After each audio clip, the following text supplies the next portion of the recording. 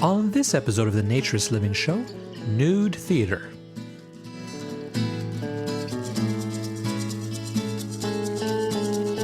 This episode of the Naturist Living Show is brought to you by Bare Oaks Family Naturist Park.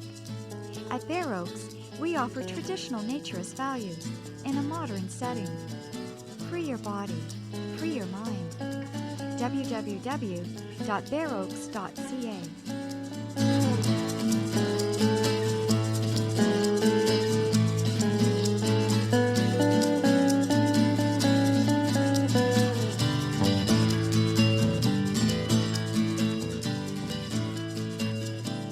Welcome to the latest episode of the Naturist Living Show. My name is Stéphane Deschênes. I'm your host for this episode of the Naturist Living Show, and I'm also the owner of Bare Oaks Family Naturist Park. And today we're going to talk about nude theater, naturist theater. Nudity in the arts is nothing new. It's been very common throughout the ages. Whether nudity was acceptable in general society or not, it always has been acceptable in the arts. And the artists have always tried to play with that. Sometimes they used it, of course. They used it because they know that it attracts a certain prurient interest to their works. But it's also a way of pushing the boundaries and questioning how we are and how we feel about ourselves and our relationship to the body, which is, of course, what Naturism is all about. But before we talk about theater specifically, I actually want to talk about a movie. In episode 29, 2 episodes ago, I talked about Act Naturally, the movie that's coming out. And I interviewed J.P. Riley, who was the director and co-creator of the movie. And I was very fortunate to receive an advance copy of that movie for reviewing. And I love it. It's wonderful. It's really well put together. It truly is a professional Hollywood-style movies with, professional actors and a professional director and done with a professional crew. It's really well edited. It's interesting. And most importantly, finally, a naturist movie that does not exploit naturists. It's a nice story, really well put together, well acted. There's a few performances actually that were really stellar in the movie, some really good acting. It's a lighthearted movie, of course. It's a bit of a comedy with some drama, but it does a really great job of presenting naturism, and I hope they make it. I hope they get this in fairly wide distribution. Being an indie movie, I'm sure it's not going to hit your main screens anywhere, but if they manage to raise enough money to make a print, and you probably heard it takes $50,000 to do that, then they can get some fairly wide distribution across North America, and that would be a great way to get the word out. It addresses, issues actually that we're all dealing with in many parts of the country right now, which is transition, older clubs transitioning, because without giving away too much, the plot of this movie is essentially that 2 sisters inherit from their father a naturist club. And how they deal with it. Neither of them are naturists. In fact, both of them are estranged, so how to deal with each other. And the unexpected loss of their father is what the movie is all about. But in the process, we learn about old clubs that are having trouble and aren't necessarily making money, and what happens when non-naturists get their hands on them, and how it can turn everything upside down. So in order to help JP, we're going to do a preview in Toronto. He's already done a preview in New York, and he has several scheduled for around the country. All the money raised at these previews goes towards helping get the movie into distribution. And June 26th, Sunday, June 26th, we're going to have 2 previews actually in Toronto. The 5 p.m. show is going to be clothes-free, not clothing optional, but clothes-free. So if you want to be in that show, you will have to be nude and everybody else will have to be nude. And if the media wants to come, they'll have to take their clothes off too. 7 p.m. will be clothing optional. So for those who want to attend and aren't sure, or they want to bring somebody who is not a naturist or not comfortable with that setting, then you can come to the 7 p.m. show. That way everybody gets a chance. You can keep your clothes on and still see the movie. In between, J.P. Riley's actually going to drive up here. He lives in California. He's going to do a road trip. And he's going to be answering questions and talking to people. So this is also a chance for you to meet him and get more insight about the movie. He said others may come, but I can't promise anything right now. So if we're lucky, perhaps we'll get some of the crew or cast to also attend. But even without any of that, this is well worth it, because who knows when the next time you'll have a chance to actually screen this movie. Hopefully next year or two, it will make it to the screens. But until then, this is your only chance to see it. So June 26th in Toronto, 5 p.m. and 7 p.m. showing. I'll put a link in the show notes to all the information. You can actually buy advance tickets. And if you buy advance tickets, you get a free rental towel. We're going to rent towels for $2 for people who are coming otherwise. We're going to have clothes check, not coat check, because you have to be able to put your clothes somewhere. We take them off and you come in. So I think this is going to be a very interesting event, and I really look forward to it.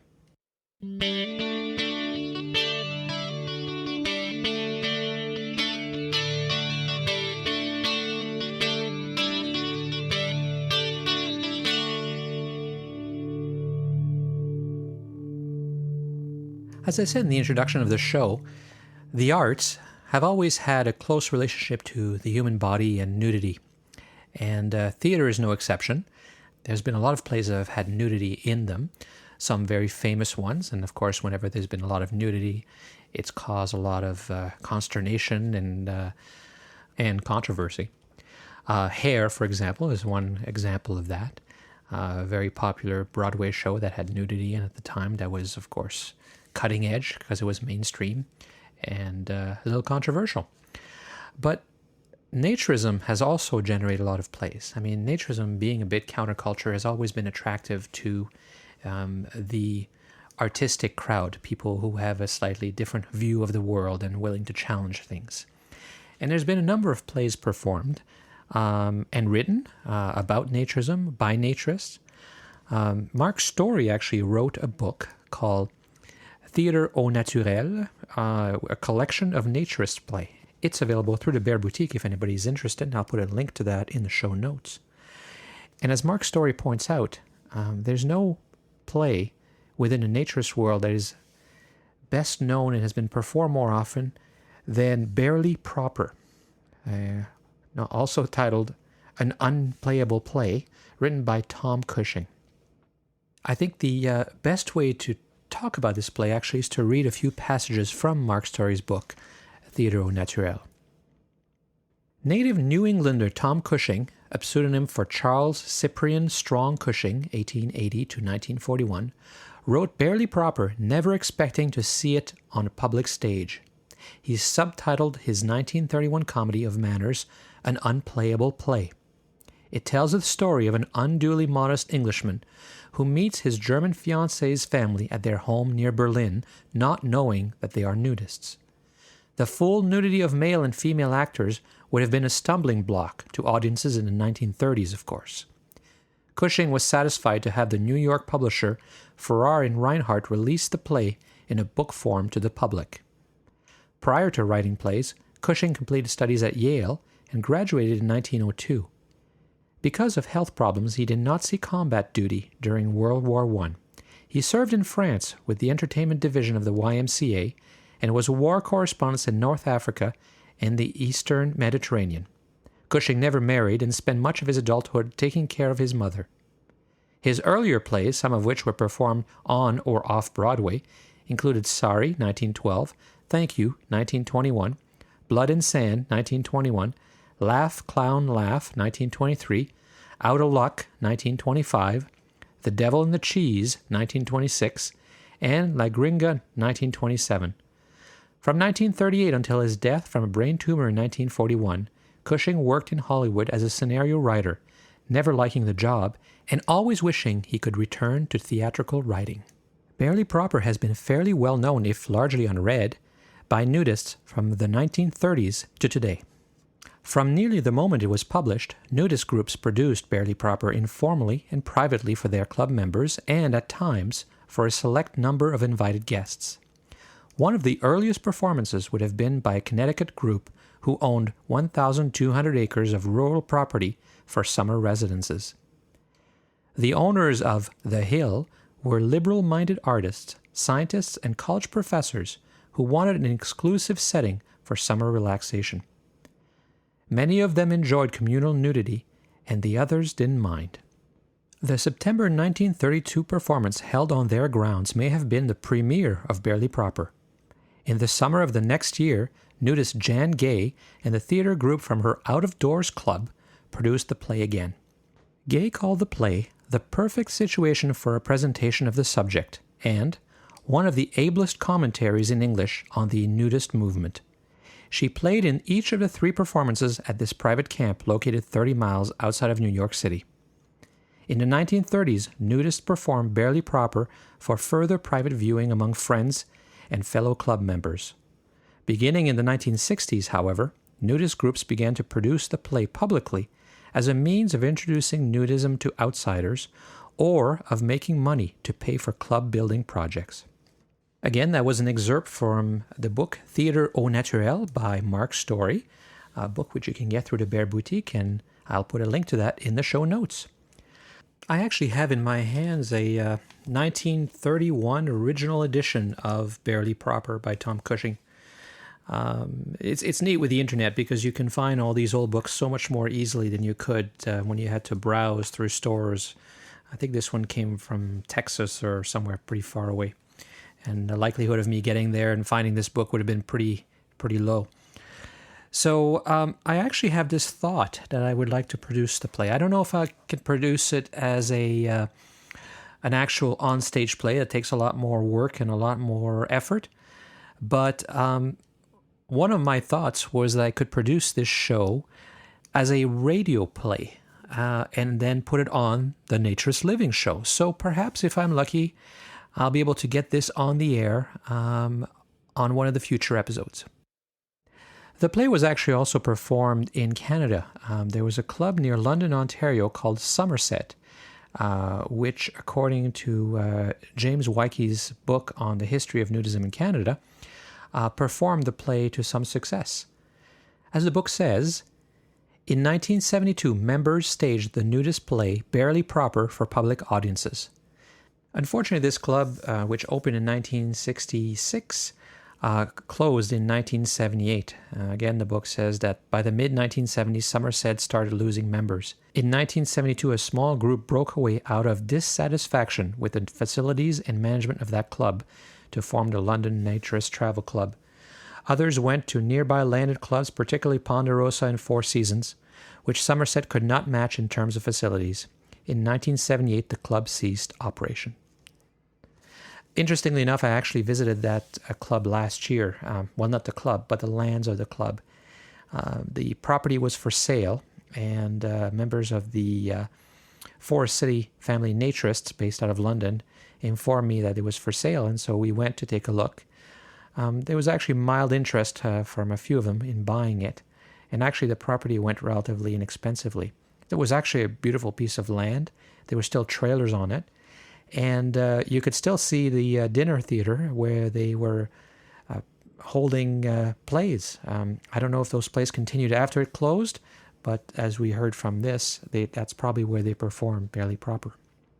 But getting back to Nude Theatre, at the beginning of the year, Ron Scout, who is one of the directors in the Federation of Canadian Naturists, was contacted by someone, perhaps a producer, from a small theater called Theatre Passe Muraille. Theatre Passe Muraille is actually a theater in Toronto that's been around for a long time. Toronto is a very rich theater community, lots of theaters. This particular theater has been around, well, for 42 seasons. They are in the current building since 1976, which is actually a former bakery. It's not a very large theater, but it's a theater that specializes in a lot of interesting small plays, short runs, and really supports the theater community and artists. And they were doing a show called Montparnasse. Montparnasse is an area of Paris on the left bank of the Seine, which in the beginning of the 20th century was famous because it was the heart of the artist community. All the famous artists were hanging out and living there and hanging out there and painting there and had their lofts and their studios there. And so this play is actually about, it's a two-woman show. The characters' names are Amelia and Margaret, and they both are Canadians who leave Canada to become artists and also end up being models in Paris in the 1920s. It's about their relationship with their bodies, and it's about how they are both at the same time objectified and empowered by them. They can be both enslaved by their bodies and their sexualities and empowered. It's an interesting show. And so because the two actors spend most of the time nude, and there's a lot of nudity in the show, and it's actually about nudity because it's about being a nude model, I guess the producer thought that the naturist community would be interested. But Ron took it further and he said, well, why don't we have a night where naturists can come and be nude in the audience? And after a lot of thinking about it, they agreed. And so March 31st was the nude audience night at Montparnasse in Theatre Passe Muraille in Toronto. And it was actually their most successful night. They had a near capacity audience of 103. The majority of the crowd enjoyed the show close free, including myself and my wife and several of our friends and members of Bare Oaks. There was actually people there who were not naturists, and I thought that was interesting. I thought, I wish I'd had a chance to talk to them. I didn't, but I wish I'd had a chance to talk to them to see how hard it was for them. Obviously, it wasn't hard for us. It changed things a bit for the actors, but it didn't have a big impact on us other than we enjoyed a night out. We enjoyed a play that was very interesting and that was very well performed. Ironically, the show was on the second last day of the Fashion Week in Toronto, which is this big event where there's all kinds of fashion events and shows all over Toronto. And but for this night, the fashionable thing to wear was nothing. And the show in general, besides having a nude audience and being appreciated by naturists for the message in them, it did receive good reviews. The Globe and Mail said that Montparnasse's chief pleasure comes from the well-honed stage chemistry between Beattie and Shields. Those are the two actors. The Torontoist said that it is an effective showcase for its two versatile performers, full of witty writing and beautiful moments, and to be commended for its attention to detail, both historical and topical. The newspaper Now, Toronto, concluded that the chief reason for visiting this Montparnasse, however, are the two actors who slip into and out of their colorful characters as quickly, comfortably, and confidently as they doff their clothes. The Globe and Mail actually also published an article about the March 31st, quote-unquote, Theatre in the Buff performance. And the author of that article said that it was the first time that he had heard of a theater inviting naturists to a special performance, and, while I'm not entirely sure of the legality of it, why the heck not? Well, obviously, there's no issue with nudity. That's, comes from people who have no knowledge or understanding of the laws and regulations with regards to nudity. And as we've discussed, it's certainly not the first time that there's been a nude audience and nudity, both on stage and in the seats. So the two actors are Mev Beattie and Aaron Shields, who are both the actors and co-writers of the show. And I had a chance to interview them after the show. Hi, my name is Aaron Shields, and I play Mags in the show. And my name is Mev Beattie, and I play Amelia in the show. Among the two of us play a lot of other characters along the way, but those are our two main parts. Yeah. So tell me about the show. What's the show about? It's about nude modeling. It's about Paris in the 20s. It's about two Canadian girls who go over to Paris in the 20s, and my character, Mags, is up for a party, and she finds one.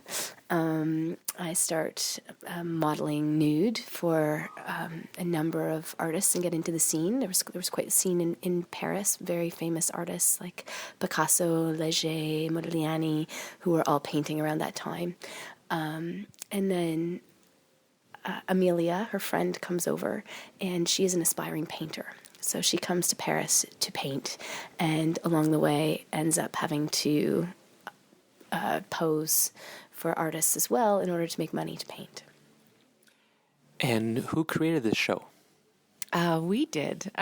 We got the idea about 5 years ago because both Erin and I happen to have a big collection of art postcards from museums from around the world. And we got together to have a meeting, and we discovered that we both had these collections, that they were mostly female subjects and mostly nudes. And so we started talking about what that means, the male gaze, and most of these are painted by men, and most of them are of beautiful masterpieces that we now consider some of the masterpieces of our time. And so we started developing questions about who these women were. We rarely know their names. We often know of them as being, there's a few exceptions, but most of them are women who are nameless. And so we wanted to find their biographies and bring them to life and give them identities. And that's what began our journey. So Erin and I wrote all the words, but we co-created it with Andrea Donaldson, our director, in studio through improvisation and writing exercises and taking the writing away and working it at home and bringing it back and reimagining it. And yeah, we spent about 3 years part-time developing it, so with some grant money along the way, which was very helpful. Now, you've given us a bit of an outline of what the story is about, but it's about a lot more than that, isn't it? It's about women, relationship to each other, to their bodies. Mm-hmm. What would you say, what are you trying to say with the story?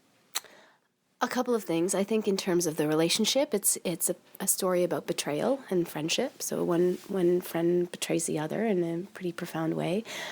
Also a very important thing for us in making this show was the nudity and challenging our audiences and ourselves to be comfortable with our bodies and to, challenge an audience who is not accustomed to seeing naked women in front of them, to just be there and sit there and watch that and enjoy that and have permission to watch that and enjoy that.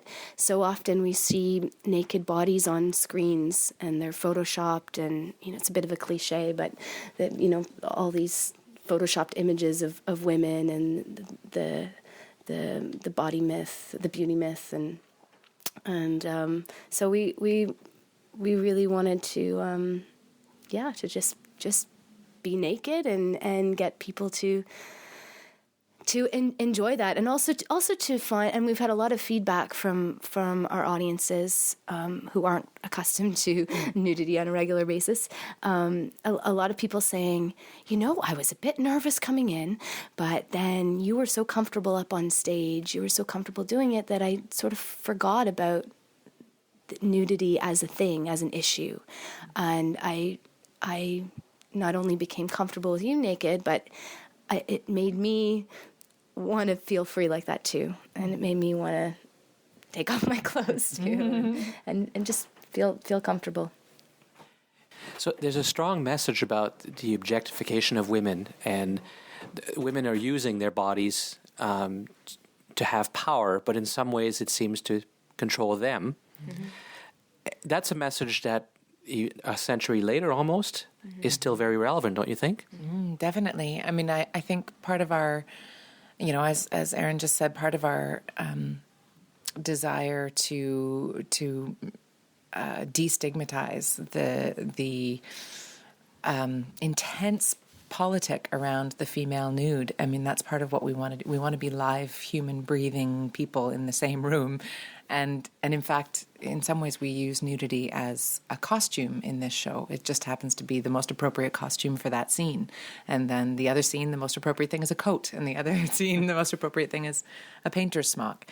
And in that way, we're trying to, both celebrate and destigmatize people's conceptions of what all of the things that people bring into the theater about their fears and complicated ideas.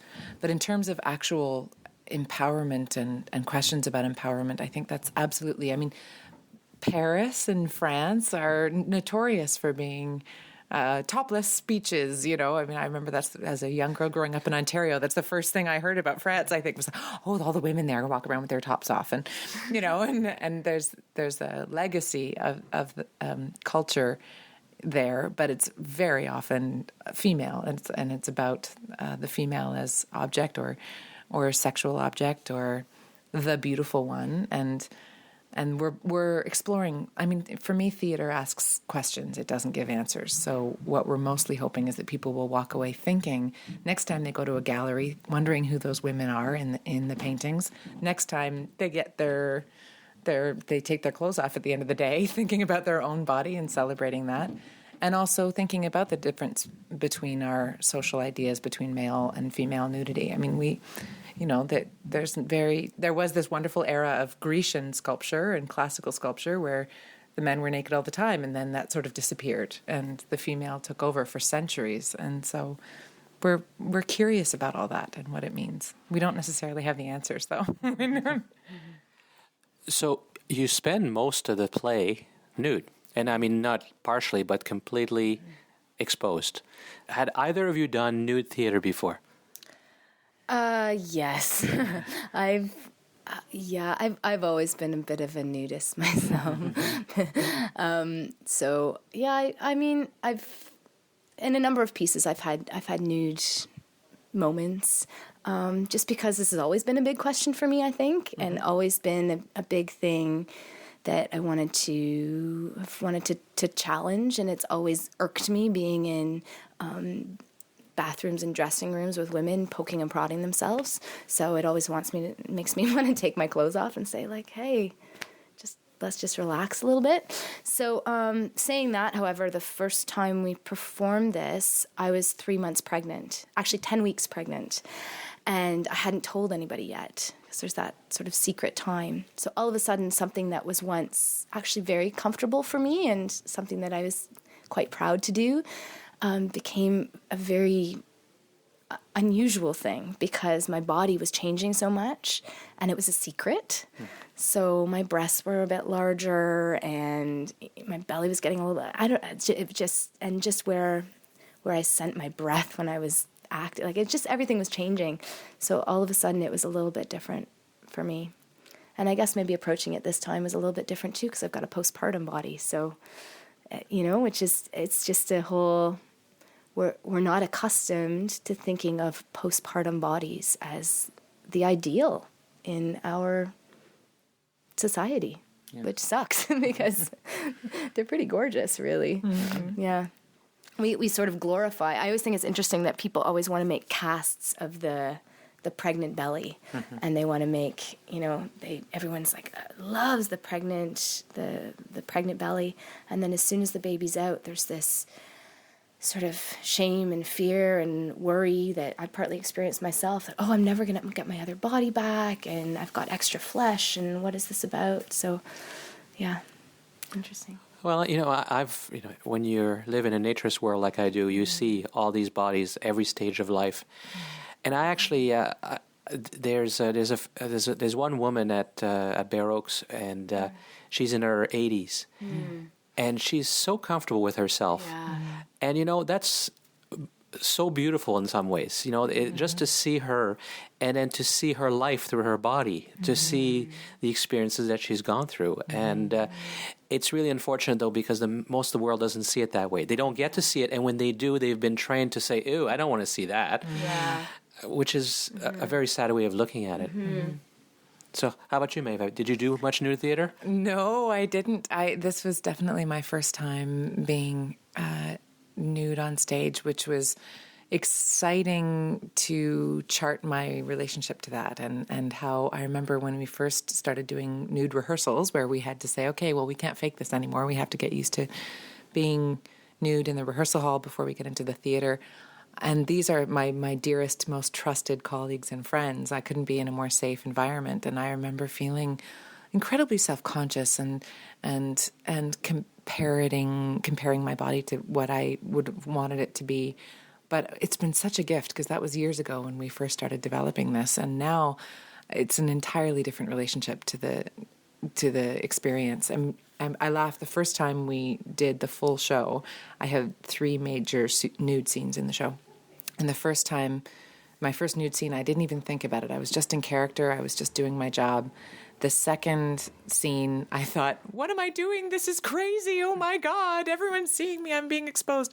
And then the third scene, by the time I got to the third scene, I thought, this is wonderful. This is exactly what I believe in celebrating and finding the courage and the humanist impulse to say, we're just human beings, and isn't this wonderful? And this is just the way I've been made. So how are you made? And there's now I feel very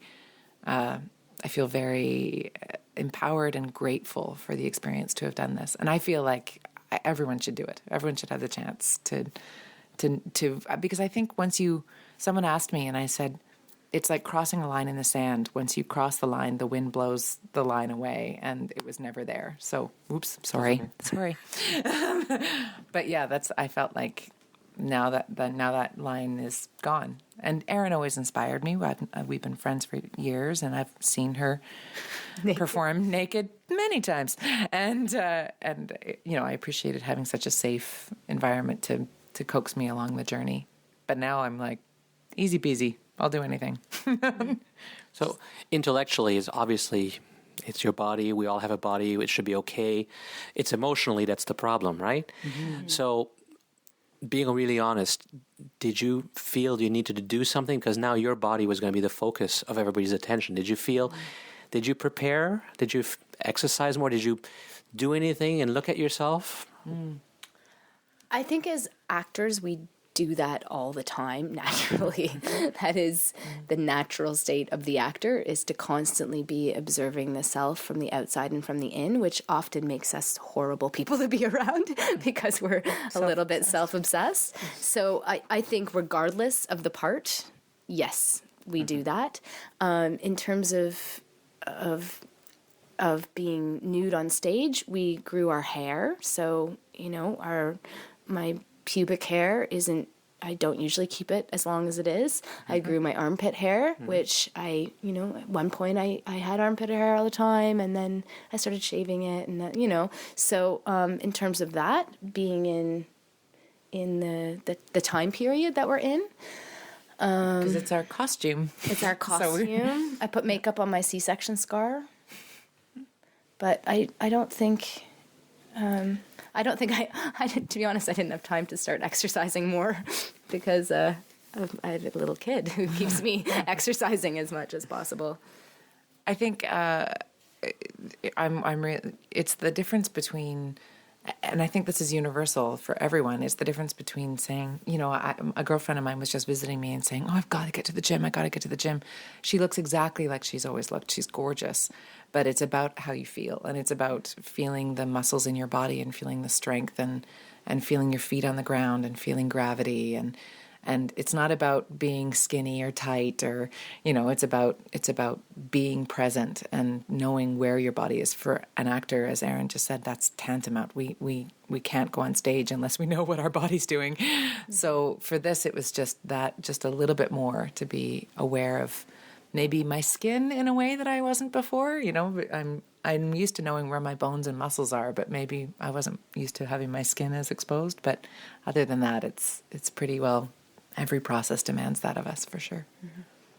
So tonight was a little different of a night with the audience being nude. What were you thinking ahead of time? And during the performance, do you think it changed your performance in any way?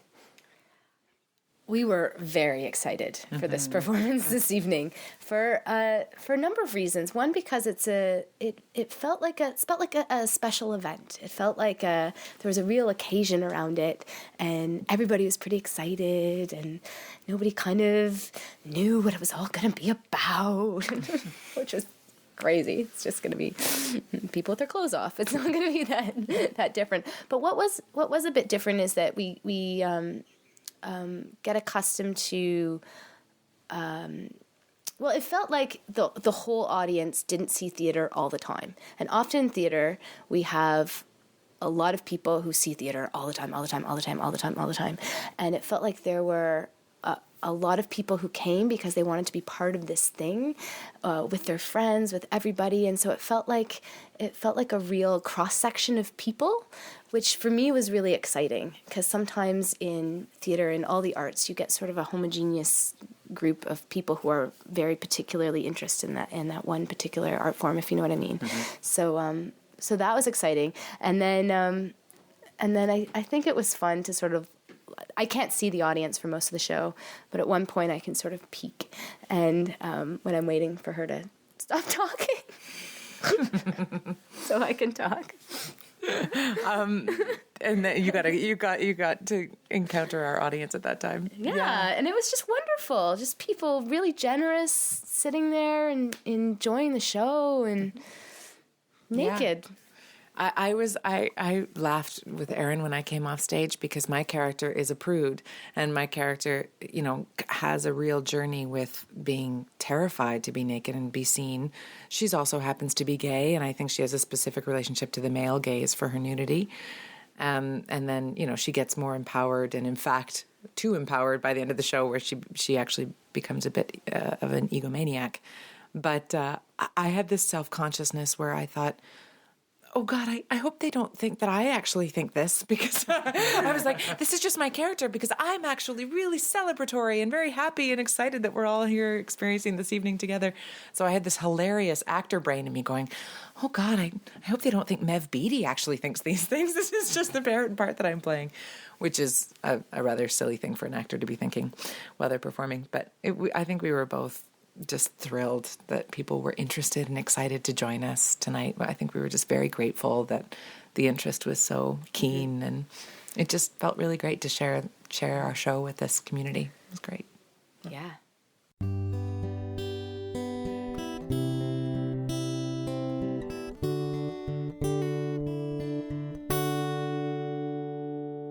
So that's it once again for this episode of the Naturist Living Show. Thank you, as always, for listening.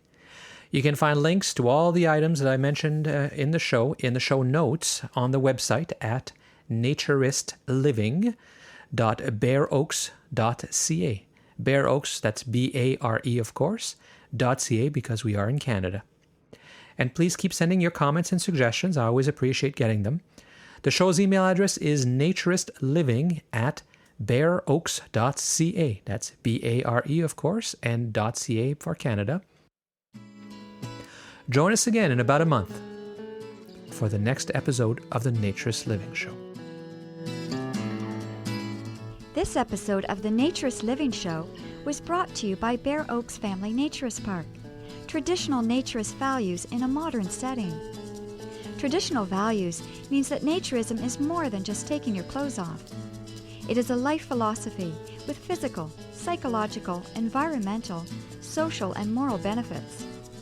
Bare Oaks Family Naturist Park strives to promote those naturist values in a modern setting that provides the amenities and services that our members and visitors expect. Free your body, free your mind. Learn more at www.bareoaks.ca.